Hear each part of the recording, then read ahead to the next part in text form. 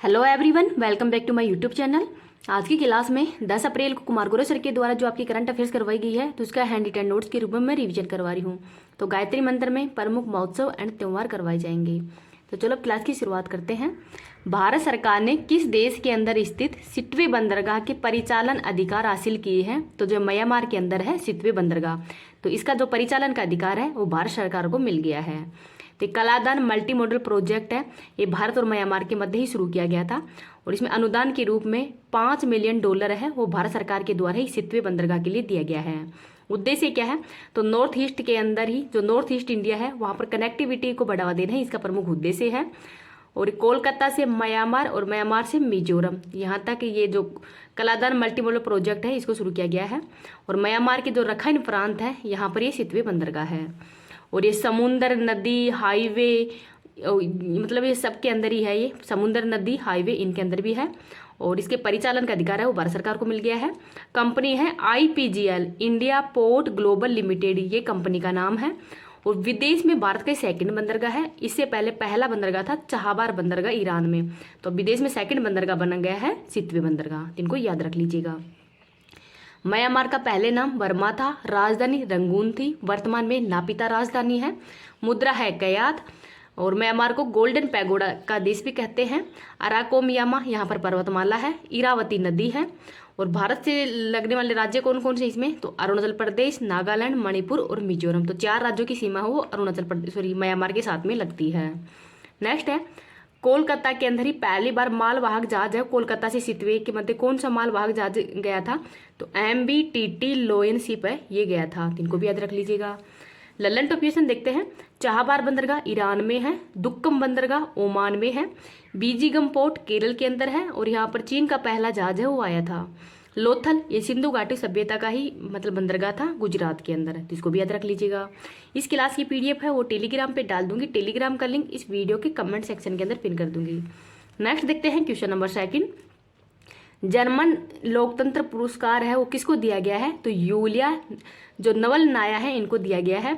और ये किसकी वाइफ है? तो जो एलेक्सी नवलेनी है इनकी वाइफ है। और इनको ये जो जर्मन लोकतंत्र पुरस्कार ही दिया गया है मीडिया की स्वतंत्रता के लिए। और ये रूस की विपक्षी जो पार्टी है उसके नेता थे एलेक्सी नवलेनी। और इनका निधन है वो साइबेरिया की जेल के अंदर हो गया था। रिकेन यामामोटा कौन है? तो इनको प्रिजर अवार्ड दिया गया है। मिशेल टेलाग्रेड एबर पुरस्कार दिया गया है।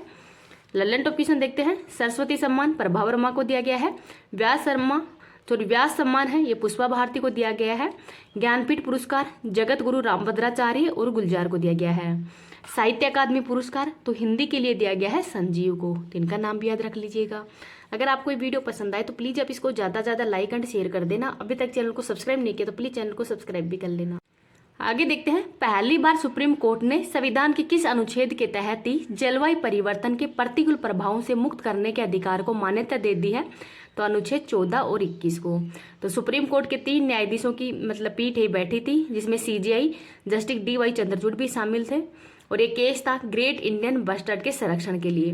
तो इसमें बताया गया है कि अनुच्छेद नंबर 14 विधि का शासन, अनुच्छेद 21 जीवन जीने का अधिकार है, अनुच्छेद 21 ये शिक्षा का अधिकार है और 86वें संविधान संशोधन के तहत इसको जोड़ा गया था। तो इस केस में बताया गया है कि जलवायु परिवर्तन के प्रतिकूल जो प्रभाव है उससे मुक्त कराने के अधिकार को मान्यता दे दी गई है और ये अनुच्छेद है 14 और 21। निजता का अधिकार पुट्टास्वामी केस है। पर्याप्त नींद का अधिकार बाबा रामदेव केस है। समलैंगिकता अपराध नहीं है, नवतेज कौर केस है। बुट्टास्वामी केस ये निजता के अधिकार से संबंधित है। केशवानंद भारती केस ये 24 अप्रैल 1973 को हुआ था और प्रस्तावना में पहली बार संशोधन हुआ था इस समय। और मिनर्वा मिल्स मामला तो 1980 के अंदर। तो इसमें बताया गया है कि नीति निर्देशक तत्व और मौलिक अधिकार दोनों है वो बराबर में अर्थात एक दूसरे के पूरक है। आगे देखते हैं क्वेश्चन नंबर 4। भारतीय सेना ने किस देश से man portal air defence system Iglas S का अधिग्रहण किया है? तो इसका नाम है रूस से। तो IGGAS portable air defence system है ये रूस का। भारत ने इसका अधिग्रहण कर लिया है। और इसमें किस में यूज किया जाएगा? तो जो वसारोध है इसकी क्षमता में बढ़ावा देने के लिए ही इसका अधिग्रहण किया है। नेक्स्ट है ललन टॉप। समर क्या है? तो एयर डिफेंस सिस्टम है भारत का। S-400 तो इसको ट्रैम्प पे है और ये रूस का एयर डिफेंस सिस्टम है। आयरन डोम इजराइल का एयर डिफेंस सिस्टम है, इनको भी याद रख लीजिएगा। नेक्स्ट है क्वेश्चन नंबर 5। 16,000 किलोमीटर की अफ्रीका की सबसे लंबी दौड़ पूरी करने वाले व्यक्ति कौन बन गए हैं? तो इनका नाम है रस कुक। तो रस कुक ने 1 साल के अंदर ही अफ्रीका की 16,000 किलोमीटर की यात्रा वो पूरी की है। और अंतिम बिंदु है ट्यूनीशिया। तो ट्यूनीशिया ही अफ्रीका महाद्वीप का उत्तरी बिंदु है और यहाँ पर इसने मतलब जो अंतिम बिंदु है ये इनका यहाँ पर है। नेक्स्ट है पृथ्वी का चक्कर लगाने वाला पहला व्यक्ति मैगलन है। भारत की भूमि पर पहुंचने वाला पहला यूरोपियन वास्को डी गामा है, पुर्तगाल के हैं ये। माउंट एवरेस्ट को फतह करने वाला व्यक्ति कौन है? तो एडमंड हिलेरी और तेंजिंग नॉर्वे है। तो 29 मई 1973 को ही इन्होंने माउंट एवरेस्ट को फतह किया था। दक्षिण ध्रुव पर पहुंचने वाला पहला व्यक्ति एमडू सेन है, तो इनका नाम भी याद रख लीजिएगा। नेक्स्ट है क्वेश्चन नंबर 6। दुनिया के सबसे बुजुर्ग जीवित पुरुष का गिनीज वर्ल्ड रिकॉर्ड किसने बनाया है? तो जॉन अल्फ्रेड ने। तो जॉन अल्फ्रेड है ये वर्तमान में 111 वर्ष के हैं और पहले जीवित व्यक्ति बन गए हैं जिन्होंने कि 111 वर्ष की उम्र में ही जीवित है। जुआन विसेंट ये वेनेजुला के हैं और इनका हाल ही में निधन हो गया है 114 वर्ष की उम्र में। गीसाबुरो ये जापान के हैं, 112 वर्ष की उम्र में इनका भी निधन हो गया है। और जीवित महिला का रिकॉर्ड है ये मारिरा मोरिरा का है जो कि 117 वर्ष की उम्र में हाल में भी ये जीवित ही है, तो इनका नाम भी याद रख लीजिएगा। नेक्स्ट है question number 7। Monte Carlo masters में मुख्य ड्रा मैच जीतने वाले पहले भारतीय कौन बन गए हैं? तो इनका नाम है सुमित नागल। तो जो मोंटे कार्लो मास्टर्स हैं ये टेनिस से संबंधित है, होस्ट फ्रांस है, क्ले कोर्ट पे खेला जाता है। मुख्य ड्रॉ मैच जीतने वाले पहले भारतीय बन गए हैं सुमित नागल। ग्रैंड स्लैम जीतने वाले सबसे उम्रदराज खिलाड़ी तो ये रोहन बोपन्ना है। सात्विक एंड चिराग की जोड़ी ने हाल ही में जो मेजर ध्यानचंद अवार्ड है इनको दिया गया है। टेनिस हॉल ऑफ फेम में शामिल 2 भारतीय कौन है? तो लिएंडर पेस और विजय अमृतराज है। सर्वाधिक ग्रैंड स्लैम विजेता नोवाक जोकोविच है। ओलंपिक के अंदर ही टेनिस में पदक विजेता भारतीय कौन है? तो 1996 के ही अटलांटा यूएसए के अंदर जो ओलंपिक हुआ था उसमें लिएंडर पेस ने ब्रोंज मेडल जीता है, तो इनका नाम भी याद रख लीजिएगा। आगे है क्वेश्चन नंबर 8। आईपीएल के इतिहास में सर्वाधिक शतक लगाने की उपलब्धि किसने हासिल की है? तो विराट कोहली ने। तो आईपीएल 2024 में सर्वाधिक रन और सर्वाधिक शतक है वो विराट कोहली के नाम पे है और इनका हाल ही में जो अंतिम जो शतक है वो सवाई मानसिंह स्टेडियम के अंदर लगाया गया था, 8वां शतक, तो ये विराट कोहली के नाम पर ही। नेक्स्ट है क्रिस गेल की बायोग्राफी 6 मशीन है।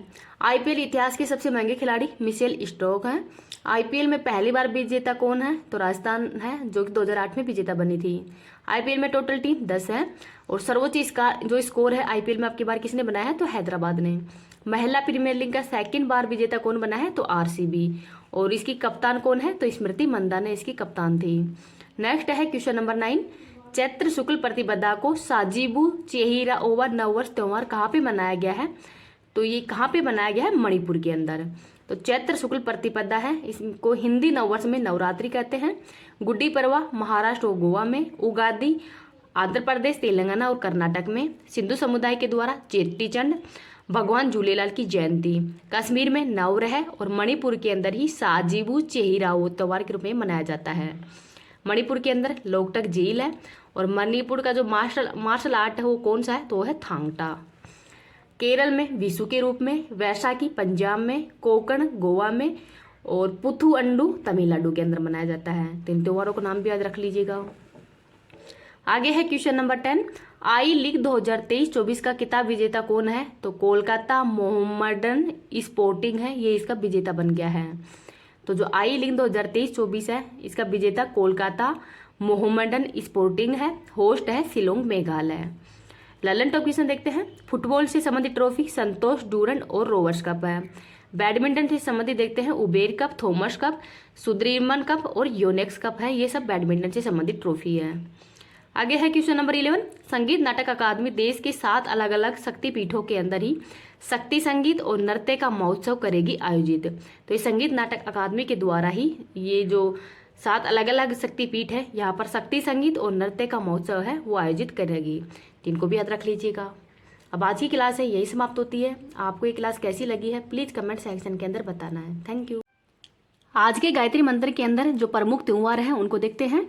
जल्लीकट्टू त्योहार तमिलनाडु का, स्पुतनी गुस्टर फेस्टिवल लद्दाख का, बोनाली महोत्सव तेलंगाना का, बैसाखी उत्सव पंजाब का, बंगस वैली फेस्टिवल जम्मू कश्मीर का, नवरोज फारसी समुदाय का, अटूरी मक्खन फेस्टिवल उत्तराखंड का, केर एंड खारची महोत्सव त्रिपुरा का, श्रावणी मेला झारखंड का, कंबाला पर्व कर्नाटक का, दुर्गा पूजा उत्सव पश्चिम बंगाल का, मरु महोत्सव राजस्थान का, अम्बुवाची असम का, नुआखाई उड़ीसा का, हेमिस महोत्सव लद्दाख का, जगन्नाथ रथ यात्रा उड़ीसा का, लेवेंडर फेस्टिवल जम्मू कश्मीर का, गंगा पुष्करोली कुंभ तो वाराणसी का, गद उत्सव असम के अंदर, लक्खी मेला राजस्थान में, सियान उनिंग महोत्सव अरुणाचल प्रदेश के अंदर, पुलिच महोत्सव हिमाचल प्रदेश का है। तो इनको भी याद रख लीजिएगा।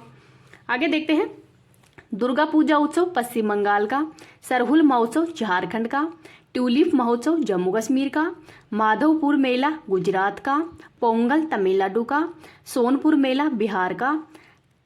आगे देखते हैं, कालियाटम या थेटम केरल का, कंचोथ महोत्सव जम्मू कश्मीर का, सिरयू लिल्ली मणिपुर का, बथुकम्बा उत्सव तेलंगाना का, पांग लहबसोल सिक्किम का।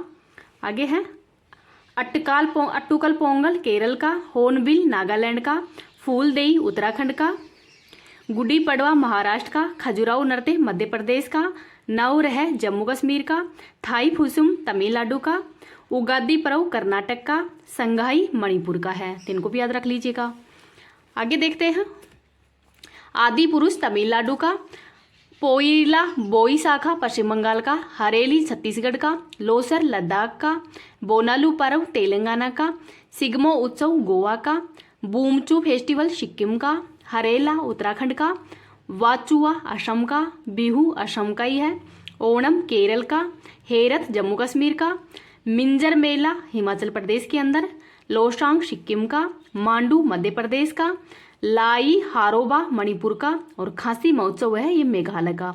तो ये महत्वपूर्ण जो त्यौहार एंड महोत्सव है इनको याद रख लीजिएगा।